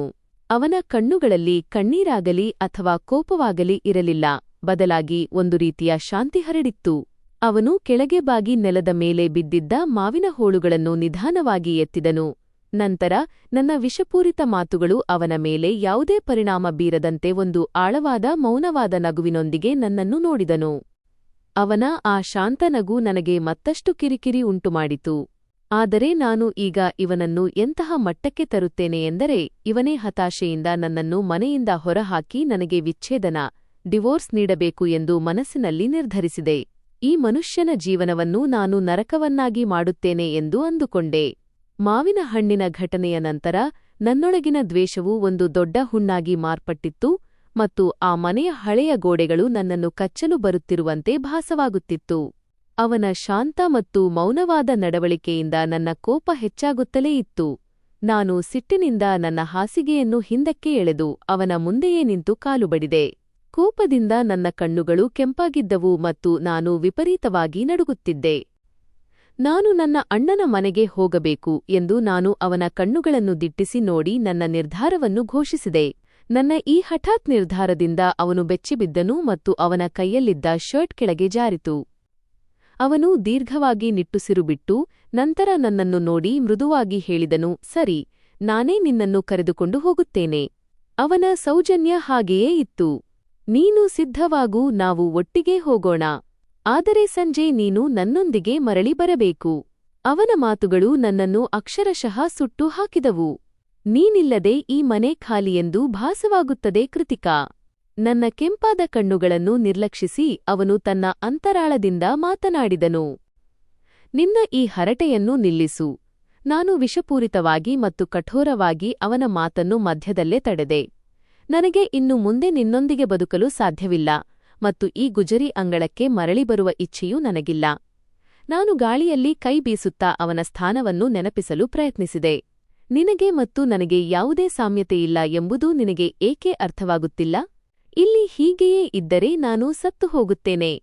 ನನ್ನ ಹಾವಭಾವಗಳನ್ನು ನೋಡಿ ಅವನು ಮೌನವಾಗಿ ತಲೆ ತಗ್ಗಿಸಿದನು. ಅವನು ನನ್ನೊಂದಿಗೆ ಮತ್ತೆ ವಾದ ಮಾಡಲಿಲ್ಲ. ತನ್ನ ಹಳೆಯ ಬ್ಯಾಗನ್ನು ಎತ್ತಿಕೊಂಡು ಕೋಣೆಯಿಂದ ಹೊರಗೆ ಹೋದನು. ಅವನು ಹೋದ ನಂತರ ನಾನು ನಡುಗುವ ಕೈಗಳಿಂದ ಮೊಬೈಲ್ ಫೋನ್ ಎತ್ತಿಕೊಂಡು ನನ್ನ ಅಣ್ಣನ ನಂಬರ್ಗೆ ಡಯಲ್ ಮಾಡಿದೆ. ನನ್ನ ಅಣ್ಣ ನನ್ನನ್ನು ಅಪಾರವಾಗಿ ಪ್ರೀತಿಸುತ್ತಾರೆ ಮತ್ತು ನನ್ನ ಒಂದು ಕರೆಯಲ್ಲೇ ಈ ನರಕದಿಂದ ನನ್ನನ್ನು ರಕ್ಷಿಸಲು ಓಡಿಬರುತ್ತಾರೆ ಎಂದು ನಾನು ನಂಬಿದ್ದೆ. ಫೋನ್ ರಿಂಗ್ ಆಯಿತು. ನನ್ನ ಹೃದಯ ಬಡಿತ ಜೋರಾಯಿತು. ಅಣ್ಣ ಫೋನ್ ಎತ್ತಿದ ತಕ್ಷಣ ನಾನು ಅಳಲು ಪ್ರಾರಂಭಿಸಿದೆ. ಅಣ್ಣ, ನನ್ನನ್ನು ಇಲ್ಲಿಂದ ಕರೆದುಕೊಂಡು ಹೋಗಿ. ಈ ಮೂರ್ಖನ ಜೊತೆ ಒಂದು ಕ್ಷಣವೂ ನನಗೆ ಬದುಕಲು ಸಾಧ್ಯವಿಲ್ಲ. ನಾನು ನೋವಿನಿಂದ ನಡುಗುವ ಧ್ವನಿಯಲ್ಲಿ ಅಣ್ಣನ ಬಳಿ ಬೇಡಿಕೊಂಡೆ. ಕೃತಿಕಾ, ಏನಾಯಿತು? ಮುಂಜಾನೆಯೇ ನೀನು ಏನು ಹೇಳುತ್ತಿದ್ದೀಯಾ? ಅಣ್ಣನ ಧ್ವನಿಯಲ್ಲಿ ಸಂಕಟ ಮತ್ತು ಹತಾಶೆ ತುಂಬಿತ್ತು. ನಾನು ಹೇಳಿದೆ, ಅಣ್ಣ, ನನಗೆ ಇಲ್ಲಿ ಉಸಿರು ಕಟ್ಟಿದಂತಾಗುತ್ತಿದೆ ಮತ್ತು ಈ ಮನುಷ್ಯನನ್ನು ಕಂಡರೆ ನನಗೆ ಅಸಹ್ಯವಾಗುತ್ತಿದೆ. ಅಣ್ಣ ತಮ್ಮ ಕಾರನ್ನು ತಂದು ನನ್ನನ್ನು ಇಲ್ಲಿಂದ ಕರೆದುಕೊಂಡು ಹೋಗುತ್ತಾರೆ ಎಂಬ ಭರವಸೆಯಿಂದ ನಾನು ಅಳುತ್ತಾ ನನ್ನ ಕೋಪವನ್ನು ಹೊರಹಾಕಿದೆ. ಆದರೆ ನಾನು ಫೋನ್ನಲ್ಲಿ ಇದೆಲ್ಲವನ್ನೂ ಹೇಳಿದಾಗ ಅವರು ನೀಡಿದ ಪ್ರತಿಕ್ರಿಯೆ ನನಗೆ ಆಘಾತ ನೀಡಿತು. ಅವರ ಧ್ವನಿ ಮಂಜಿನಂತೆ ತಣ್ಣಗೆ ಮತ್ತು ಕಲ್ಲಿನಂತೆ ಗಟ್ಟಿಯಾಗಿತ್ತು. ಕೃತಿಕಾ, ನೀನು ಮದುವೆಯಾಗಿ ಆ ಮನೆಗೆ ಹೋಗಿದ್ದೀಯಾ ಮತ್ತು ಈಗ ಅದೇ ನಿನ್ನ ಮನೆ? ಅಣ್ಣ ಪ್ರತಿಯೊಂದು ಪದವನ್ನೂ ಒತ್ತಿ ಹೇಳಿದರು. ಅದು ನನ್ನ ಆತ್ಮವನ್ನೇ ನಡುಗಿಸಿತು. ನಿನ್ನ ಇಷ್ಟೆಲ್ಲಾ ದುರ್ನಡತೆಯನ್ನು ಸಹಿಸಿಕೊಳ್ಳುವ ಇಂತಹ ಒಳ್ಳೆಯ ಮತ್ತು ಯೋಗ್ಯ ಪತಿ ಸಿಗಲು ನೀನು ಪುಣ್ಯ ಮಾಡಿದ್ದೀಯಾ? ಅಣ್ಣನ ಮಾತುಗಳು ನನ್ನ ಅಹಂಕಾರವನ್ನು ಚೂರುಚೂರು ಮಾಡಿದವು. ಒಂದು ವೇಳೆ ನೀನು ವಿಚ್ಛೇದನ ಪಡೆದು ಈ ಮನೆಗೆ ಮರಳಿ ಬಂದರೆ ನೆನಪಿಡು, ಈ ಮನೆಯ ಬಾಗಿಲು ನಿನಗೆ ಶಾಶ್ವತವಾಗಿ ಮುಚ್ಚಲ್ಪಡುತ್ತದೆ. ಅವರು ನಿರ್ದಯವಾಗಿ ತಮ್ಮ ನಿರ್ಧಾರವನ್ನು ಘೋಷಿಸಿ ಫೋನ್ ಕಟ್ ಮಾಡಿದರು. ನಾನು ಕೈಯಲ್ಲಿ ಫೋನ್ ಹಿಡಿದು ಮೌನವಾಗಿ ಮಂಚದ ಮೇಲೆ ಕುಳಿತುಬಿಟ್ಟೆ. ನನ್ನ ಮನಸ್ಸು ಮರಗಟ್ಟಿತ್ತು ಮತ್ತು ಕಣ್ಣೀರು ಒಣಗಿ ಹೋಗಿತ್ತು. ನನ್ನ ಕಿವಿಗಳನ್ನೇ ನನಗೆ ನಂಬಲು ಸಾಧ್ಯವಾಗುತ್ತಿರಲಿಲ್ಲ. ನಿನ್ನೆವರೆಗೆ ನಾನು ಒಂದು ಬಾರಿ ಸೀನಿದರೂ ಗಾಬರಿಯಾಗುತ್ತಿದ್ದ ಅದೇ ಅಣ್ಣ ಇಂದು ನನ್ನ ಜೀವನದ ಅತಿ ದೊಡ್ಡ ನಿರ್ಧಾರದ ಮುಂದೆ ನನ್ನನ್ನು ಒಬ್ಬಂಟಿಯಾಗಿ ಮತ್ತು ಅಸಹಾಯಕಳನ್ನಾಗಿ ಬಿಟ್ಟು ಹೋಗಿದ್ದರು. ಕೋಣೆಯ ಮೌನ ನನ್ನನ್ನು ಬೆದರಿಸುತ್ತಿತ್ತು ಮತ್ತು ಈ ಎತ್ತರದ ಗೋಡೆಗಳ ನಡುವೆ ನನ್ನನ್ನು ಜೀವಂತವಾಗಿ ಹೂತು ಹಾಕಿದಂತೆ ನನಗೆ ಭಾಸವಾಯಿತು. ನಾನಾಗಿ ಅವನ ಬಳಿ ವಿಚ್ಛೇದನ ಕೇಳುವುದಿಲ್ಲ ಎಂದು ಹಲ್ಲು ಕಡಿಯುತ್ತಾ ಕಣ್ಣೀರು ಒರೆಸಿಕೊಂಡು ಮನಸ್ಸಿನಲ್ಲಿ ನಿರ್ಧರಿಸಿದೆ. ಬದಲಾಗಿ ಈ ಮನುಷ್ಯನೇ ಸ್ವತಃ ನನಗೆ ವಿಚ್ಛೇದನ ನೀಡಿ ಕೈ ಮುಗಿದು ನನ್ನನ್ನು ಈ ಮನೆಯಿಂದ ಹೊರಹಾಕುವಂತೆ ಮಾಡುತ್ತೇನೆ. ನಾನು ಒಂದು ಅಪಾಯಕಾರಿ ನಿರ್ಧಾರವನ್ನು ತೆಗೆದುಕೊಂಡು ನನಗೆ ನಾನೇ ಭಾಷೆ ನೀಡಿದೆ. ಅಣ್ಣ, ಆಗ ನನ್ನ ಮೇಲೆ ಕೋಪ ಮಾಡಿಕೊಳ್ಳಬೇಡಿ. ಅವನೇ ನನ್ನನ್ನು ಬಿಟ್ಟು ಹೋದಾಗ ನಾನೇನು ಮಾಡಲಿ? ಇಡೀ ಜಗತ್ತಿನ ಮತ್ತು ನನ್ನ ಅಣ್ಣನ ಕಣ್ಣಲ್ಲಿ ಈ ಮನುಷ್ಯನನ್ನು ಕೆಟ್ಟವನನ್ನಾಗಿ ಮಾಡಿ ನಾನು ವಿಚ್ಛೇದನ ಪಡೆಯುತ್ತೇನೆ. ಏನೇ ಆದರೂ ಸರಿ, ನನ್ನ ಯೋಜನೆಯನ್ನು ಕಾರ್ಯರೂಪಕ್ಕೆ ತರಲು ನಾನು ದೃಢನಿಶ್ಚಯ ಮಾಡಿದೆ. ನಾನು ಅವನನ್ನು ಎಷ್ಟು ಪೀಡಿಸುತ್ತೇನೆಯೋ ಅಷ್ಟು ಅವನ ಜೀವನವನ್ನು ನರಕ ಮಾಡುತ್ತೇನೆ ಎಂದುಕೊಂಡೆ. ಅವನು ಸೋಲುವವರೆಗೆ ಅವನ ತಾಳ್ಮೆಯನ್ನು ಪರೀಕ್ಷಿಸಲು ನಾನು ನಿರ್ಧರಿಸಿದೆ. ಅವನು ನನ್ನ ಪ್ರತಿಯೊಂದು ಅಗತ್ಯವನ್ನೂ ನೋಡಿಕೊಳ್ಳುತ್ತಿದ್ದನು ಮತ್ತು ನಾನು ಕೇಳುವ ಮೊದಲೇ ಎಲ್ಲವನ್ನೂ ತಂದು ಕೊಡುತ್ತಿದ್ದನು. ಅವನ ಈ ದಯೆ ಮತ್ತು ಒಳ್ಳೆಯತನವೇ ನನ್ನ ಪಾಲಿಗೆ ದೊಡ್ಡ ಅಡ್ಡಿಯಾಗಿತ್ತು. ನಾನು ತಪ್ಪಿಸಿಕೊಳ್ಳಲು ಯಾವುದೇ ನೆಪ ಹುಡುಕದಂತೆ ಅವನು ತನ್ನ ಯಾವುದೇ ಕೊರತೆಯನ್ನು ತೋರಿಸಿಕೊಡುತ್ತಿರಲಿಲ್ಲ. ಅವನು ಒಂದು ಯಂತ್ರದಂತೆ ಕೆಲಸ ಮಾಡುತ್ತಿದ್ದನು. ಪ್ರತಿಯೊಂದು ಅವಮಾನಕ್ಕೂ ನಗುವಿನ ಮೂಲಕವೇ ಉತ್ತರಿಸುತ್ತಿದ್ದನು. ಅವನ ತಾಳ್ಮೆ ಕಳೆದುಕೊಳ್ಳುವಂತೆ ಮಾಡಲು ನಾನೇನು ಮಾಡಬಹುದು ಎಂದು ಗಂಟೆಗಟ್ಟಲೆ ಮಂಚದ ಮೇಲೆ ಮಲಗಿ ಯೋಚಿಸಿದೆ. ಯೋಚಿಸುತ್ತಿರುವಾಗ ನನ್ನ ವಿಶ್ವವಿದ್ಯಾಲಯದ ಗೆಳತಿ ನಂದಿನಿ ನೆನಪಾದಳು. ನಾನು ತಕ್ಷಣ ಅವಳಿಗೆ ಫೋನ್ ಮಾಡಿದೆ. ನಂದಿನಿ ಒಬ್ಬ ಮಂಥರೆಯಂತಹ ಹುಡುಗಿಯಾಗಿದ್ದಳು. ಅವಳು ಯಾವಾಗಲೂ ನನ್ನ ಪತಿಯ ಬಗ್ಗೆ ನನಗೆ ಚಾಡಿ ಹೇಳುತ್ತಿದ್ದಳು ಮತ್ತು ನನ್ನ ಕೋಪಕ್ಕೆ ತುಪ್ಪ ಸುರಿಯುತ್ತಿದ್ದಳು. ಹಲೋ ನಂದಿನಿ, ನನಗೆ ನಿನ್ನ ಸಹಾಯ ಬೇಕು. ಈ ಮನೆಯಲ್ಲಿ ನನಗೆ ಹುಚ್ಚು ಹಿಡಿಯುವಂತಾಗಿದೆ. ಫೋನ್ ಮಾಡಿದ ತಕ್ಷಣ ನಾನು ಅಳುತ್ತಾ ನಂದಿನಿಯ ಬಳಿ ಬೇಡಿಕೊಂಡೆ. ಏನಾಯಿತು? ನೀನೇಕೆ ಅಳುತ್ತಿದ್ದೀಯಾ? ಆ ಮೂರ್ಖ ನಿನಗೆ ಏನಾದರೂ ಅಂದನಾ? ನಂದಿನಿ ತಕ್ಷಣ ನನ್ನ ಪರವಾಗಿ ಮಾತನಾಡಿ ನನ್ನ ಪತಿಯನ್ನು ನಿಂದಿಸಲು ಶುರುಮಾಡಿದಳು. ನಿನ್ನಂತಹ ಸುಂದರ ಮತ್ತು ಆಧುನಿಕ ಹುಡುಗಿ ಆ ಮನುಷ್ಯನ ಜೊತೆ ಹೇಗೆ ಬದುಕುತ್ತಿದ್ದೀಯಾ ಎಂದು ಅವಳು ಕೇಳಿದಳು. ನಂದಿನಿಯ ಮಾತುಗಳು ನನ್ನ ಅಹಂಕಾರಕ್ಕೆ ಮತ್ತಷ್ಟು ತುಪ್ಪ ಸುರಿದವು. ಆ ಮನುಷ್ಯ ನೋಡಲು ವಿಚಿತ್ರವಾಗಿದ್ದಾನೆ ಮತ್ತು ಒಬ್ಬ ಮೂರ್ಖ. ನೀನು ಅವನಿಗೆ ಯಾವುದೇ ರೀತಿಯಲ್ಲೂ ಸರಿಸಾಟಿಯಲ್ಲ ಎಂದು ನಂದಿನಿ ನನ್ನ ನೋವಿನ ಜಾಗವನ್ನು ಕೆಣಕಿದಳು. ಅವಳ ಸಹಾನುಭೂತಿಯನ್ನು ಸ್ವೀಕರಿಸುತ್ತಾ ನಾನು ಇನ್ನೂ ಜೋರಾಗಿ ಅಳತೊಡಗಿದೆ. ನನ್ನನ್ನು ಮರಳಿ ಕರೆದೊಯ್ಯಲು ಅಣ್ಣ ಸ್ಪಷ್ಟವಾಗಿ ನಿರಾಕರಿಸಿದ್ದಾರೆ. ಈಗ ಈ ನರಕದಿಂದ ಬಿಡುಗಡೆ ಹೊಂದಲು ನನಗೆ ಯಾವುದೇ ದಾರಿ ಕಾಣುತ್ತಿಲ್ಲ. ನಾನು ನನ್ನ ಸಂಪೂರ್ಣ ಸಂಕಷ್ಟವನ್ನು ನಂದಿನಿಗೆ ವಿವರಿಸಿದೆ. ಚಿಂತಿಸಬೇಡ ಕೃತಿಕಾ, ಪ್ರತಿಯೊಂದು ಸಮಸ್ಯೆಗೂ ಒಂದು ಪರಿಹಾರವಿದ್ದೇ ಇರುತ್ತದೆ. ನಂದಿನಿ ಬಹಳ ಚಾಣಾಕ್ಷತನದಿಂದ ನನ್ನನ್ನು ಸಮಾಧಾನಪಡಿಸುತ್ತಾ ಹೇಳಿದಳು, ಒಂದು ಕೆಲಸ ಮಾಡು. ಆ ಮನುಷ್ಯನ ಮೇಲೆ ನಿನ್ನ ವಿಪರೀತ ಖರ್ಚುಗಳ ಹೊರೆಯನ್ನು ಹಾಕು. ಅವನು ಸಂಪೂರ್ಣವಾಗಿ ಕುಸಿದು ಬೀಳುವವರೆಗೆ ಇದನ್ನು ಮುಂದುವರಿಸು. ನಂದಿನಿಯ ಈ ಸಲಹೆ ನನ್ನ ಕತ್ತಲೆ ತುಂಬಿದ ಮನಸ್ಸಿನಲ್ಲಿ ಒಂದು ಆಶಾಕಿರಣವನ್ನು ಮೂಡಿಸಿತು. ನಿನ್ನ ಎಲ್ಲಾ ಖರ್ಚುಗಳನ್ನೂ ಭರಿಸಲು ಸಾಧ್ಯವಾಗದಿದ್ದಾಗ ಅವನು ನಿನಗೆ ವಿಚ್ಛೇದನ ನೀಡಲೇಬೇಕಾಗುತ್ತದೆ. ನಂದಿನಿ ನನಗೆ ಒಂದು ಕುತಂತ್ರದ ಮತ್ತು ಅಚಲವಾದ ಯೋಜನೆಯನ್ನು ತಿಳಿಸಿದಳು. ಅವನ ಹತ್ತಿರ ಎಷ್ಟು ಸಾಧ್ಯವೋ ಅಷ್ಟು ಹಣ ಕೇಳು. ಆ ಬಡವನಿಗೆ ಕೊಡಲು ಸಾಧ್ಯವಾಗದಷ್ಟು ದೊಡ್ಡ ಮೊತ್ತವನ್ನು ಕೇಳು. ನಂದಿನಿ ನಿರಂತರವಾಗಿ ಅವನ ವಿರುದ್ಧ ನನ್ನನ್ನು ಎತ್ತಿಕಟ್ಟುತ್ತಿದ್ದಳು ಮತ್ತು ಈ ಯೋಜನೆ ನನಗೆ ಅದ್ಭುತವಾಗಿ ಕಂಡಿತು. ಅವಳ ಮಾತುಗಳಿಂದ ಪ್ರಭಾವಿತಳಾದ ನಾನು ನನ್ನ ಮನಸ್ಸಿನಲ್ಲಿ ಬೇಡಿಕೆಗಳ ಒಂದು ಉದ್ದನೆಯ ಪಟ್ಟಿಯನ್ನು ಸಿದ್ಧಪಡಿಸಿಕೊಂಡೆ. ಅವನ ಸಂಬಳ ಬಹಳ ಕಡಿಮೆ ಮತ್ತು ಅವನು ಜೀವನ ನಡೆಸಲು ತುಂಬಾ ಕಷ್ಟಪಡುತ್ತಿದ್ದಾನೆ ಎಂಬುದು ನನಗೆ ತಿಳಿದಿತ್ತು. ಅಂದು ಸಂಜೆ ಅವನು ಸುಸ್ತಾಗಿ ಮನೆಗೆ ಬಂದಾಗ ನಾನು ಅವನನ್ನು ನನ್ನ ಕೋಣೆಗೆ ಕರೆದೆ. ಅವನು ಬಾಗಿಲ ಬಳಿ ನಿಂತಿದ್ದನು. ಇಡೀ ದಿನದ ಕೆಲಸದ ಆಯಾಸ ಅವನ ಮುಖದಲ್ಲಿ ಸ್ಪಷ್ಟವಾಗಿ ಕಾಣುತ್ತಿತ್ತು. ನಾನು ಅವನೊಂದಿಗೆ ಒಂದು ಪ್ರಮುಖ ವಿಷಯದ ಬಗ್ಗೆ ಚರ್ಚಿಸಬೇಕೆಂದು ಹೇಳಿದೆ. ಹೇಳು ಕೃತಿಕಾ, ನಿನಗೆ ಏನಾದರೂ ಬೇಕೇ? ನಿನಗೆ ಏನು ಬೇಕಿದ್ದರೂ ಕೇಳು ಎಂದು ಅವನು ತನ್ನ ಆಯಾಸವನ್ನು ಮರೆಮಾಚಿ ಬಹಳ ಮಧುರವಾಗಿ ಕೇಳಿದನು. ಯಾವುದೇ ಸಂಕೋಚವಿಲ್ಲದೆ ಅವನ ತಲೆಯ ಮೇಲೆ ಗುಂಡು ಎಸೆದಂತೆ ನಾನು ಹೇಳಿದೆ, ನನಗೆ ತಿಂಗಳಿಗೆ 25,000 ರೂಪಾಯಿ ಬೇಕು. ಇದು ಉಳಿದೆಲ್ಲ ಖರ್ಚುಗಳಿಗಿಂತ ಹೆಚ್ಚುವರಿಯಾಗಿರಬೇಕು. ನಾನು ಶಾಪಿಂಗ್ ಹೋಗಲು, ಬಟ್ಟೆ, ಆಭರಣ, ಸ್ಯಾಂಡಲ್ ಎಲ್ಲವನ್ನೂ ಖರೀದಿಸಲು ಇದು ಬೇಕೆಂದು ನಿರ್ಲಜ್ಜವಾಗಿ ಅವನ ಕಣ್ಣುಗಳನ್ನು ದಿಟ್ಟಿಸಿ ಹೇಳಿದೆ. ಏಕೆಂದರೆ ಅಣ್ಣನ ಮನೆಯಲ್ಲಿ ನಾನು ಯಾವಾಗಲೂ ಇಂತಹ ಐಷಾರಾಮಿ ಜೀವನವನ್ನೇ ನಡೆಸಿದ್ದೆ. ಅವನಿಗೆ ಅವನ ಸ್ಥಾನವನ್ನು ನೆನಪಿಸಲು ನಾನು ಮತ್ತೆ ಅಣ್ಣನ ಸಂಪತ್ತಿನ ಪ್ರಸ್ತಾಪ ಮಾಡಿದೆ. ನಿನಗೆ ಇದನ್ನು ಭರಿಸಲು ಸಾಧ್ಯವಿದ್ದರೆ ಸರಿ, ಇಲ್ಲದಿದ್ದರೆ ನೀನು ನನಗೆ ವಿಚ್ಛೇದನ ನೀಡಬಹುದು. ನಾನು ಅವನನ್ನು ಬಹಿರಂಗವಾಗಿಯೇ ಬ್ಲ್ಯಾಕ್ಮೇಲ್ ಮಾಡಿದೆ ಮತ್ತು ನನ್ನ ಷರತ್ತುಗಳನ್ನು ವಿಧಿಸಿದೆ. ಇದೆಲ್ಲವನ್ನೂ ನಾನು ಅವನನ್ನು ಪೀಡಿಸಲು ಮತ್ತು ಅವನ ಸ್ವಾಭಿಮಾನವನ್ನು ಹತ್ತಿಕ್ಕಲು ಮಾಡಿದೆ. ಇಷ್ಟು ದೊಡ್ಡ ಮೊತ್ತದ ಹಣದ ಬೇಡಿಕೆ ಕೇಳಿ ಅವನು ಹುಚ್ಚನಾಗುತ್ತಾನೆ, ನನ್ನ ಮೇಲೆ ದಾಳಿ ಮಾಡುತ್ತಾನೆ ಅಥವಾ ವಿಚ್ಛೇದನಕ್ಕೆ ಒಪ್ಪಿಕೊಳ್ಳುತ್ತಾನೆ ಎಂದು ನಾನು ಭಾವಿಸಿದ್ದೆ. ಆದರೆ ಅವನು ವಿಚಿತ್ರ ಮನುಷ್ಯ. ಅವನು ಎಂತಹ ವ್ಯಕ್ತಿಯೋ ನನಗೆ ತಿಳಿಯದು. ಇಂತಹ ಅಸಾಧ್ಯವಾದ ಮತ್ತು ಕ್ರೂರವಾದ ಷರತ್ತನ್ನು ಕೇಳಿದ ಮೇಲೂ ಅವನು ಕೋಪಗೊಳ್ಳಲಿಲ್ಲ ಅಥವಾ ಯಾವುದೇ ಅಸಹಾಯಕತೆ ತೋರಲಿಲ್ಲ. ಅವನು ಮೌನವಾಗಿ ತಲೆಯಾಡಿಸಿ ಕೋಣೆಯಿಂದ ಹೊರಗೆ ಹೋದನು. ಅವನು ಈಗ ಮುರಿದು ಬಿದ್ದಿದ್ದಾನೆ ಮತ್ತು ವಿಚ್ಛೇದನಕ್ಕೆ ಅರ್ಜಿ ಸಲ್ಲಿಸುತ್ತಾನೆ ಎಂದು ನಾನು ಅಂದುಕೊಂಡೆ. ಆದರೆ ಅಂತಹದ್ದೇನೂ ಸಂಭವಿಸಲಿಲ್ಲ. ಪ್ರತಿ ತಿಂಗಳ 1ನೇ ತಾರೀಖಿನಂದು ಅವನು ನನಗೆ 25,000 ರೂಪಾಯಿಗಳನ್ನು ತಂದುಕೊಡುತ್ತಿದ್ದನು. ಅವನು ನನಗೆ ಆಶ್ಚರ್ಯವನ್ನುಂಟು ಮಾಡಿದನು. ಮುಂಜಾನೆಯೇ ಅವನು ಕಾರ್ಖಾನೆಗೆ ಹೋಗಲು ಸಿದ್ಧವಾಗುವಾಗ ನನಗೆ ಹಣ ನೀಡುತ್ತಿದ್ದನು. ನಂತರ ನಗುತ್ತಾ ಹೇಳುತ್ತಿದ್ದನು, ಇಕೋ ತಗೋ, ನೀನು ಮಾರುಕಟ್ಟೆಗೆ ಹೋಗಿ ನಿನಗೆ ಇಷ್ಟ ಬಂದಿದ್ದನ್ನು ಮಾಡು. ಅವನು ಎಷ್ಟು ಸುಲಭವಾಗಿ ಮತ್ತು ಶಾಂತವಾಗಿ ಮಾತನಾಡುತ್ತಿದ್ದನೆಂದರೆ ಅವನ ಬಳಿ ಸ್ವಂತ ಕಾರ್ಖಾನೆಯೇ ಇದೆಯೇನೋ ಮತ್ತು 25,000 ರೂಪಾಯಿ ಅವನಿಗೆ ಒಂದು ಸಣ್ಣ ಮೊತ್ತವೇನೋ ಎಂಬಂತೆ ಭಾಸವಾಗುತ್ತಿತ್ತು. ನಾನು ನಿನಗೆ ಹಣ ನೀಡಲೇಬೇಕು, ಚಿಂತಿಸಬೇಡ ಎಂದು ಅವನು ನನಗೆ ಭರವಸೆ ನೀಡುತ್ತಿದ್ದನು. ನಿನ್ನ ಎಲ್ಲಾ ಅಗತ್ಯಗಳನ್ನು ಪೂರೈಸುವುದು ನನ್ನ ಕರ್ತವ್ಯ ಮತ್ತು ನಾನು ಅವುಗಳನ್ನು ಪೂರೈಸುವುದು ಸರಿ ಕೂಡ ಎಂದು ಅವನು ಹೇಳಿ ಕಾರ್ಖಾನೆಗೆ ಹೊರಟು ಹೋಗುತ್ತಿದ್ದನು.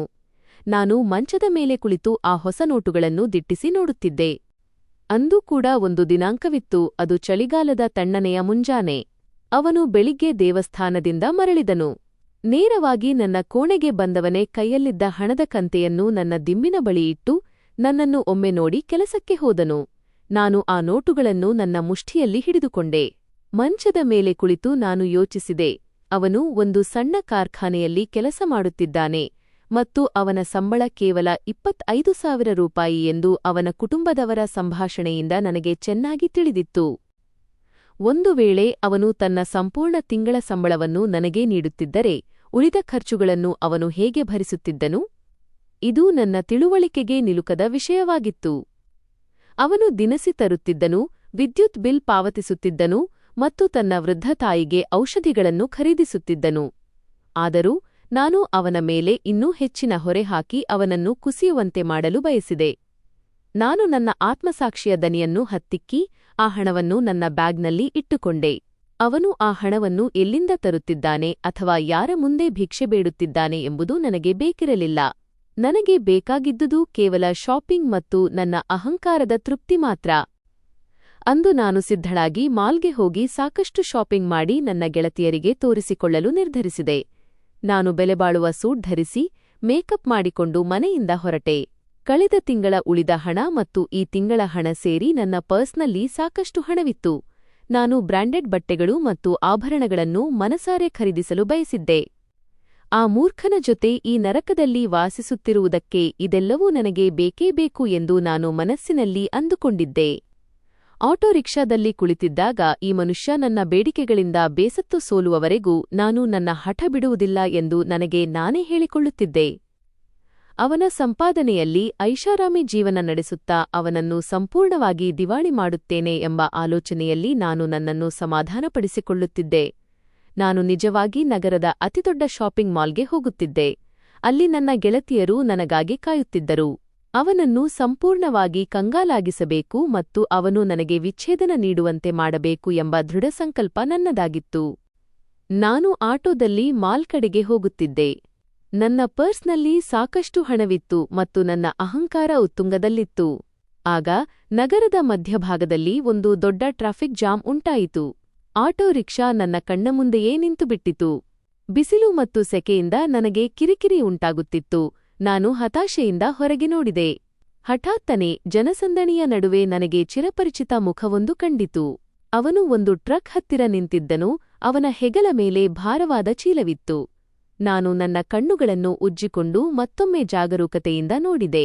ಅದು ಬೇರೆ ಯಾರೂ ಅಲ್ಲ, ನನ್ನ ಪತಿ. ನನ್ನ ಬಾಯಿಯಿಂದ ಒಂದು ಸಣ್ಣ ಕಿರುಚಾಟ ಹೊರಬಂತು ಮತ್ತು ನನ್ನ ಇಡೀ ದೇಹ ಮರಗಟ್ಟಿಹೋಯಿತು. ಅವನು ತಲೆ ಮತ್ತು ಹೆಗಲ ಮೇಲೆ ಭಾರವಾದ ಹೊರೆಯನ್ನು ಹೊತ್ತುಕೊಂಡು ನಿರಂತರವಾಗಿ ಟ್ರಕ್ನ ಛಾವಣಿಯ ಮೇಲೆ ಏರುತ್ತಿದ್ದನು. ಅವನ ಬಟ್ಟೆಗಳು ಬೆವರಿನಿಂದ ಸಂಪೂರ್ಣವಾಗಿ ನೆನೆದಿದ್ದವು. ಹಣೆಯಿಂದ ಬೆವರಿನ ಹನಿಗಳು ಕಣ್ಣಿಗೆ ಇಳಿಯುತ್ತಿದ್ದವು ಮತ್ತು ಅವನು ಪದೇ ಪದೇ ಅದನ್ನು ಒರೆಸಿಕೊಳ್ಳುತ್ತಿದ್ದನು. ನಾನು ಅವನ ಪಾದಗಳನ್ನು ಸೂಕ್ಷ್ಮವಾಗಿ ಗಮನಿಸಿದೆ. ಅವನ ಶೂಗಳು ಕೂಡ ಕೆಟ್ಟದಾಗಿ ಹರಿದಿದ್ದವು. ಅವನ ಕಾಲ್ಬೆರಳುಗಳು ಹೊರಗೆ ಕಾಣುತ್ತಿದ್ದವು. ಅವು ಧೂಳು ಮತ್ತು ಮಣ್ಣಿನಿಂದ ಮುಚ್ಚಿಹೋಗಿದ್ದವು. ಓ ದೇವರೇ, ಈ ಮನುಷ್ಯ ಅಲ್ಲಿ ಏನು ಮಾಡುತ್ತಿದ್ದನು? ನನ್ನ ಹೃದಯ ಬಡಿತ ಜೋರಾಯಿತು ಮತ್ತು ಉಸಿರಾಟ ಕಷ್ಟವಾಯಿತು. ಆ ಕ್ಷಣದಲ್ಲಿ ನನ್ನ ಆತ್ಮವೇ ನಡುಗಿತು. ಯಾವುದೋ ಕಾರಣಕ್ಕಾಗಿ ನನಗೆ ಅವನ ಮೇಲೆ ಅಪಾರ ಕನಿಕರ ಮೂಡಿತು ಮತ್ತು ನನ್ನೆಲ್ಲ ಅಹಂಕಾರ ಒಂದೇ ಕ್ಷಣದಲ್ಲಿ ಚೂರುಚೂರಾಯಿತು. ಅವನು ರಾತ್ರಿ ಕಾರ್ಖಾನೆಯಲ್ಲಿ ಕೆಲಸ ಮಾಡುತ್ತಿದ್ದನು ಮತ್ತು ಹಗಲಿಡೀ ಇಲ್ಲಿ ಹೊರೆಹೊರುವ ಕೆಲಸ ಮಾಡುತ್ತಿದ್ದನು. ಅವನು ಜನರ ವಸ್ತುಗಳನ್ನು ತನ್ನ ತಲೆಯ ಮೇಲೆ ಹೊತ್ತು ಟ್ರಕ್ ಮತ್ತು ಕಾರುಗಳಿಗೆ ತುಂಬಿಸುತ್ತಿದ್ದನು. ಅವನ ಆ ಹರಿದ ಶೂಗಳು ಮತ್ತು ಹಳೆಯ ಬಟ್ಟೆಗಳು, ಅವನು ಸಂಪಾದಿಸಿದ್ದನ್ನೆಲ್ಲ ಕೇವಲ ನನಗಾಗಿಯೇ ಖರ್ಚು ಮಾಡುತ್ತಿದ್ದಾನೆ ಎಂಬುದಕ್ಕೆ ಸಾಕ್ಷಿಯಾಗಿದ್ದವು. ತನಗಾಗಿ ಒಂದು ಹೊಸ ಜೋಡಿ ಶೂಗಳನ್ನು ಖರೀದಿಸಲು ಕೂಡ ಅವನು ಹಣ ಉಳಿಸಿರಲಿಲ್ಲ. ನನ್ನ ಸುಳ್ಳು ಪ್ರತಿಷ್ಠೆಯನ್ನು ತೃಪ್ತಿಪಡಿಸಲು ಅವನು ತನ್ನ ಜೀವನವನ್ನೇ ನರಕವನ್ನಾಗಿ ಮಾಡಿಕೊಂಡಿದ್ದನು. ಅವನು ಮನಸ್ಸು ಮಾಡಿದ್ದರೆ ಕೇವಲ 1 ನಿಮಿಷದಲ್ಲಿ ನನಗೆ ವಿಚ್ಛೇದನ ನೀಡಿ ತನ್ನ ಜೀವನವನ್ನು ಉಳಿಸಿಕೊಳ್ಳಬಹುದಿತ್ತು. ಆದರೆ ಅವನು ಹಾಗೆ ಮಾಡಲಿಲ್ಲ. ಬದಲಾಗಿ ಅವನು ನನ್ನ ಪ್ರತಿಯೊಂದು ಸರಿಯಾದ ಮತ್ತು ತಪ್ಪು ಆಸೆಗಳನ್ನು ಪೂರೈಸುತ್ತಲೇ ಇದ್ದನು. ಇಂದು ನನ್ನ ಕಣ್ಣುಗಳಲ್ಲಿ ತಾನಾಗಿಯೇ ನೀರು ಬಂದಿತು. ಆಟೋ ಹಿಂತಿರುಗಿಸಿ ನಾನು ಮನೆಗೆ ಹೋಗಬೇಕು. ನಾನು ನನ್ನ ಕಣ್ಣೀರನ್ನು ಮರೆಮಾಚಲು ಪ್ರಯತ್ನಿಸುತ್ತಾ ಆಟೋ ಚಾಲಕನಿಗೆ ಹೇಳಿದೆ. ಶಾಪಿಂಗ್ ಮಾಡಲು ಮಾಲ್ಗೆ ಹೋಗುತ್ತಿದ್ದ ನಾನು ತಕ್ಷಣವೇ ಈ ಬಡಮನೆಗೆ ಮರಳಿದೆ. ಮನೆಗೆ ಬಂದವಳೆ ನನ್ನ ಕೋಣೆಯ ಬಾಗಿಲು ಹಾಕಿ ಮಂಚದ ಮೇಲೆ ಬಿದ್ದು ಬಿಕ್ಕಳಿಸಿ ಅತ್ತೆ. ನನ್ನ ಹೃದಯ ಭಾರವಾಗಿತ್ತು. ನಾನು ಆ ಮನುಷ್ಯನಿಗೆ ಅದೆಷ್ಟು ಅನ್ಯಾಯ ಮಾಡಿದ್ದೆ. ಅವನು ನನ್ನನ್ನು ಅದೆಷ್ಟು ಪ್ರೀತಿಸುತ್ತಿದ್ದನೆಂಬುದು ಈ ದಿನದವರೆಗೆ ನನಗೆ ಅರಿವೇ ಆಗಿರಲಿಲ್ಲ. ಬಹುಶಃ ನಾನು ಒಬ್ಬ ಸುಶಿಕ್ಷಿತ ಮತ್ತು ಸುಂದರ ವ್ಯಕ್ತಿಯನ್ನು ಮದುವೆಯಾಗಿದ್ದರೆ ಅವನು ನನ್ನ ಮೇಲೆ ಇಷ್ಟೊಂದು ಗೌರವ ಮತ್ತು ಕಾಳಜಿಯನ್ನು ತೋರಿಸುತ್ತಿರಲಿಲ್ಲವೇನೋ. ಒಬ್ಬ ಶ್ರೀಮಂತ ಮನುಷ್ಯ ನನಗೆ ಎಂದಿಗೂ ನೀಡಲಾಗದ ಅಪ್ಪಟ ಪ್ರೀತಿ ಮತ್ತು ಮಮತೆಯನ್ನು ಈ ಬಡ ಮನುಷ್ಯ ನನಗೆ ನೀಡುತ್ತಿದ್ದಾನೆ ಎಂಬುದು ಇಂದು ನನಗೆ ಅರ್ಥವಾಯಿತು. ಇಂದು ನನ್ನ ಜೀವನದಲ್ಲಿ ಮೊದಲ ಬಾರಿಗೆ ನಾನು ಸಂಪೂರ್ಣವಾಗಿ ತಪ್ಪಾಗಿದ್ದೆ ಎಂಬ ಕಹಿ ಸತ್ಯದ ಅರಿವಾಯಿತು. ದೇವರು ನನಗೆ ಅಂತಹ ಒಳ್ಳೆಯ, ಪ್ರಾಮಾಣಿಕ ಮತ್ತು ಪ್ರೀತಿಯುಳ್ಳ ವ್ಯಕ್ತಿಯನ್ನು ನೀಡಿದ್ದರು, ಆದರೆ ನನ್ನ ಮೂರ್ಖತನದಿಂದ ನಾನು ಅವನನ್ನು ಅದೆಷ್ಟು ಅವಮಾನಿಸಿದ್ದೆ. ಸಂಜೆಯಾಯಿತು. ಅವನು ಮನೆಗೆ ಬಂದಾಗ ಎಂದಿಗಿಂತಲೂ ಹೆಚ್ಚು ಸುಸ್ತಾಗಿ ಕಾಣುತ್ತಿದ್ದನು, ಸಂಪೂರ್ಣವಾಗಿ ಬಳಲಿ ಹೋಗಿದ್ದನು. ಕೋಣೆಗೆ ಬಂದ ತಕ್ಷಣ ಅವನು ನನ್ನನ್ನು ಒಮ್ಮೆ ನೋಡಿದನು, ನಂತರ ಮೌನವಾಗಿ ಕುರ್ಚಿಯ ಮೂಲೆಯಲ್ಲಿ ಕುಳಿತನು. ಸುಸ್ತು ಎಷ್ಟಿತ್ತೆಂದರೆ ಅವನು ಕುಳಿತಲ್ಲೇ ಹಿಂದೆ ವಾಲಿ ನಿದ್ರೆಗೆ ಜಾರಿದನು. ನಾನು ಮೌನವಾಗಿ ಮಂಚದ ಮೇಲೆ ಕುಳಿತು ಅವನ ಮುಗ್ಧ ಮತ್ತು ದಣಿದ ಮುಖವನ್ನು ನೋಡುತ್ತಿದ್ದೆ. ನಾನು ನನ್ನ ಜಾಗದಿಂದ ಎದ್ದಾಗ ನನ್ನ ಹೆಜ್ಜೆಯ ಸದ್ದಿಗೆ ಅವನು ಎಚ್ಚರಗೊಂಡನು. ಅವನು ಅವಸರವಸರವಾಗಿ ಕುರ್ಚಿಯಿಂದ ಎದ್ದು ನಿಂತು ತನ್ನ ಕುತ್ತಿಗೆಯನ್ನು ಸರಿಪಡಿಸಿಕೊಂಡನು. ನಂತರ ಅವನು ಆತಂಕದಿಂದ ನನ್ನನ್ನು ನೋಡಿದನು. ನಾನು ಕಾರ್ಖಾನೆಗೆ ಹೋಗಬೇಕಿತ್ತು. ನಾನು ಹೇಗೆ ನಿದ್ರಿಸಿದೆಯೆಂದು ನನಗೆ ತಿಳಿಯಲಿಲ್ಲ. ಅವನು ಗಾಬರಿಯಿಂದ ತನ್ನ ಕೂದಲನ್ನು ಸರಿಪಡಿಸಿಕೊಂಡು ಬಾಗಿಲಿನ ಕಡೆಗೆ ಹೊರಟನು. ನಂತರ ನನ್ನ ಕಡೆ ತಿರುಗಿ ಹೇಳಿದನು, ನೀನು ಇಲ್ಲೇ ಕುಳಿತುಕೋ, ನಾನು ನಿನಗೆ ಊಟ ತರುತ್ತೇನೆ. ನೀನು ಮೊದಲು ಊಟ ಮಾಡು, ಆಮೇಲೆ ನಿನಗೆ ಏನು ಬೇಕೋ ಅದನ್ನು ಮಾಡು. ಅವನು ತನ್ನ ಆಯಾಸವನ್ನು ಮರೆತು ನನ್ನ ಹಸಿವಿನ ಬಗ್ಗೆ ಕಾಳಜಿ ತೋರಿಸಿದನು. ನಾನು ತಕ್ಷಣವೇ ಮುಂದೆ ಹೋಗಿ ಅವನ ಕೈ ಹಿಡಿದುಕೊಂಡೆ. ಅವನು ಸಂಪೂರ್ಣವಾಗಿ ದಂಗಾಗಿ ಹೋದನು ಮತ್ತು ಆಶ್ಚರ್ಯದಿಂದ ನನ್ನನ್ನು ನೋಡಿದನು, ಏಕೆಂದರೆ ನಮ್ಮ ಮದುವೆಯಾದ ಮೇಲೆ ನಾನು ಮೊದಲ ಬಾರಿಗೆ ಅವನ ಕೈಯನ್ನು ಹೀಗೆ ಹಿಡಿದು ಅವನ ಹತ್ತಿರ ನಿಂತಿದ್ದೆ. ಅವನ ಕಣ್ಣುಗಳಲ್ಲಿ ನಂಬಲಾಗದ ಆಶ್ಚರ್ಯವಿತ್ತು. ಇಲ್ಲ, ನೀವು ಊಟ ತರುವುದಿಲ್ಲ. ಇಂದಿನಿಂದ ನಾನು ಊಟ ತರುತ್ತೇನೆ ಎಂದು ನಾನು ಅತ್ಯಂತ ಮೃದುವಾಗಿ ಮತ್ತು ಪ್ರೀತಿಯಿಂದ ಹೇಳಿದೆ. ಮತ್ತು ನೀವು ಇಂದು ಕಾರ್ಖಾನೆಗೆ ಹೋಗುವುದಿಲ್ಲ. ನೀವು ಕೇವಲ ವಿಶ್ರಾಂತಿ ಪಡೆಯುತ್ತೀರಿ. ನಾನು ಅವನ ಕೈಯನ್ನು ಬಲವಾಗಿ ಹಿಡಿದು ನನ್ನ ನಿರ್ಧಾರವನ್ನು ಘೋಷಿಸಿದೆ. ನನಗಾಗಿ ಇಷ್ಟೊಂದು ಕಷ್ಟಪಡುವ ಅಥವಾ ನಿಮ್ಮನ್ನು ನೀವು ಹೀಗೆ ದಂಡಿಸಿಕೊಳ್ಳುವ ಅಗತ್ಯವಿಲ್ಲ. ನನ್ನ ಮುಖಭಾವದಲ್ಲಿ ಅವನ ಬಗ್ಗೆ ನಿಜವಾದ ನೋವು ಮತ್ತು ಹಂಬಲವಿತ್ತು. ನಿಮ್ಮಂತಹ ಅದ್ಭುತ ವ್ಯಕ್ತಿಯ ಪ್ರೀತಿಯ ಸುಖಕ್ಕೆ ನಾನು ಯೋಗ್ಯಳಲ್ಲ. ನನ್ನ ಕಣ್ಣುಗಳಲ್ಲಿ ಕಣ್ಣೀರು ತುಂಬಿ ಬಂದಿತು ಮತ್ತು ಗಂಟಲು ಹರಿಯಿತು. ನಾನು ನಿಮ್ಮನ್ನು ಅವಮಾನಿಸಿದ್ದೇನೆ ಮತ್ತು ನಿಮ್ಮ ಜೀವನವನ್ನು ತುಂಬಾ ಕಷ್ಟಕರವಾಗಿಸಿದ್ದೇನೆ. ನಾನು ಅಳುತ್ತಾ ನನ್ನ ಪಾಪಗಳನ್ನು ಒಪ್ಪಿಕೊಂಡೆ. ನನ್ನನ್ನು ಕ್ಷಮಿಸಿ. ದೇವರಿಗೋಸ್ಕರ ನನ್ನನ್ನು ಕ್ಷಮಿಸಿಬಿಡಿ ಎಂದು ನಾನು ಬಿಕ್ಕಳಿಸಿದೆ. ಆದರೆ ಆ ಮನುಷ್ಯನಿಗೆ ನನ್ನ ಮೇಲೆ ಕಿಂಚಿತ್ತೂ ಕೋಪವಿರಲಿಲ್ಲ. ಮೊದಲ ಬಾರಿಗೆ ಅವನ ಕಣ್ಣುಗಳಲ್ಲಿ ಒಂದು ನಿಜವಾದ ಆಳವಾದ ಭರವಸೆ ಮಿಂಚಿತು. ನಾನು ತಕ್ಷಣವೇ ಅವನ ಪಾದದ ಬಳಿ ಕುಸಿದು ಬಿದ್ದು ಅವನ ಮೊಣಕಾಲುಗಳ ಮೇಲೆ ನನ್ನ ತಲೆಯನ್ನಿರಿಸಿದೆ. ನನ್ನನ್ನು ಕ್ಷಮಿಸಿ. ನಾನು ನಿಮ್ಮನ್ನು ಎಂದಿಗೂ ಅರ್ಥಮಾಡಿಕೊಳ್ಳಲೇ ಇಲ್ಲ ಎಂದು ಅವನ ಪಾದಗಳನ್ನು ಹಿಡಿದು ಬಿಕ್ಕಳಿಸಿದೆ. ನೀವು ಅಜ್ಞಾನಿಯಲ್ಲ, ನಿಮ್ಮ ಒಳ್ಳೆಯತನವನ್ನು ಕಾಣದಷ್ಟು ಕುರುಡಿಯಾಗಿದ್ದವಳು ನಾನು. ನೋವಿನಿಂದ ನನ್ನ ಧ್ವನಿ ಗದ್ಗದಿತವಾಯಿತು. ನನ್ನ ಸ್ಥಿತಿಯನ್ನು ನೋಡಿ ಅವನು ಗಾಬರಿಯಾದನು ಮತ್ತು ಬೇಗನೆ ನನ್ನ ಭುಜಗಳನ್ನು ಹಿಡಿದು ಮೇಲೆತ್ತಲು ಪ್ರಾರಂಭಿಸಿದನು.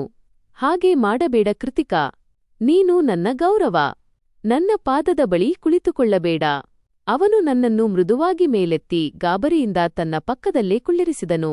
ನಾನು ಮತ್ತೆ ಅವನ ಕೈಯನ್ನು ಬಲವಾಗಿ ಹಿಡಿದು ಅವನ ಕಣ್ಣುಗಳನ್ನು ನೋಡಿ ಹೇಳಿದೆ, ಇಲ್ಲ, ಇಂದಿನಿಂದ ನಾನು ನಿಮ್ಮ ಗೌರವವಾಗಲು ಬಯಸುತ್ತೇನೆ.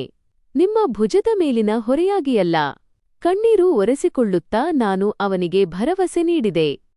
ಕೋಣೆಯಲ್ಲಿ ಒಂದು ಕ್ಷಣ ನಿಶ್ಶಬ್ದ ಆವರಿಸಿತು.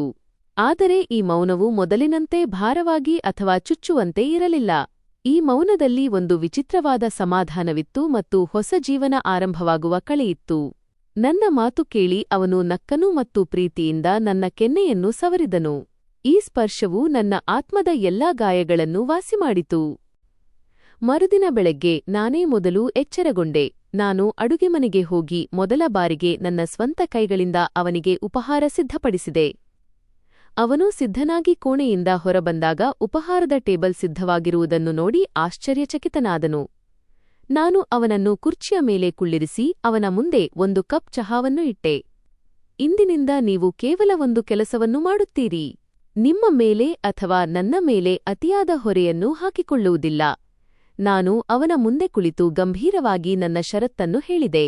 ನಾನು ಇನ್ನು ಮುಂದೆ ಯಾವುದೇ ದುಬಾರಿ ಆಸೆಗಳನ್ನು ಪಡುವುದಿಲ್ಲ ಅಥವಾ ಹಣಕ್ಕಾಗಿ ಬೇಡಿಕೆ ಇಡುವುದಿಲ್ಲ ಎಂದು ಅವನಿಗೆ ಭರವಸೆ ನೀಡಿದೆ.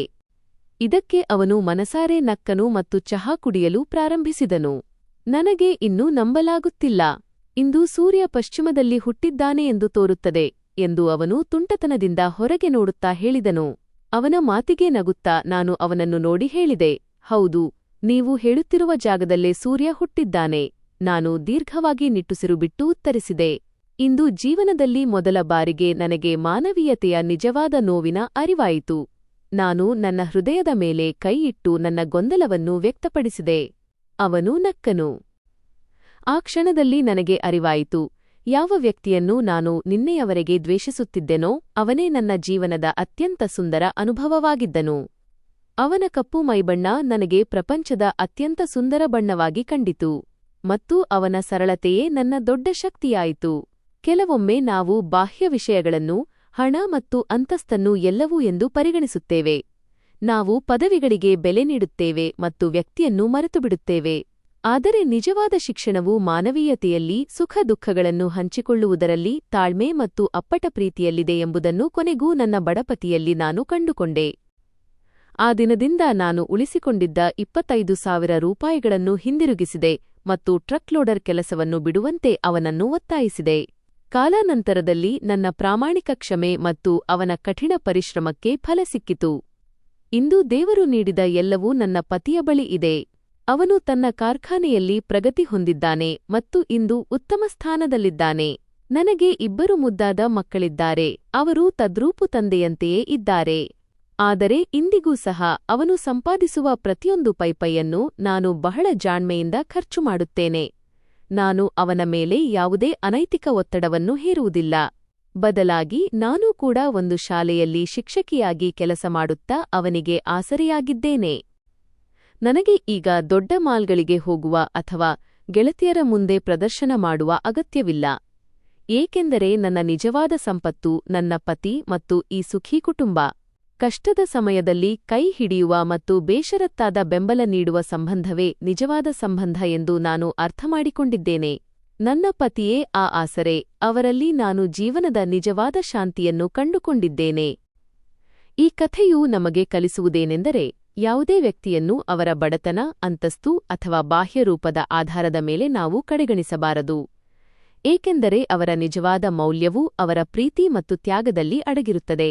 ಕೆಲವೊಮ್ಮೆ ಅಹಂಕಾರದಿಂದ ನಾವು ನಮ್ಮ ಒಳ್ಳೆಯದನ್ನು ಬಯಸುವವರನ್ನೇ ನೋಯಿಸುತ್ತೇವೆ.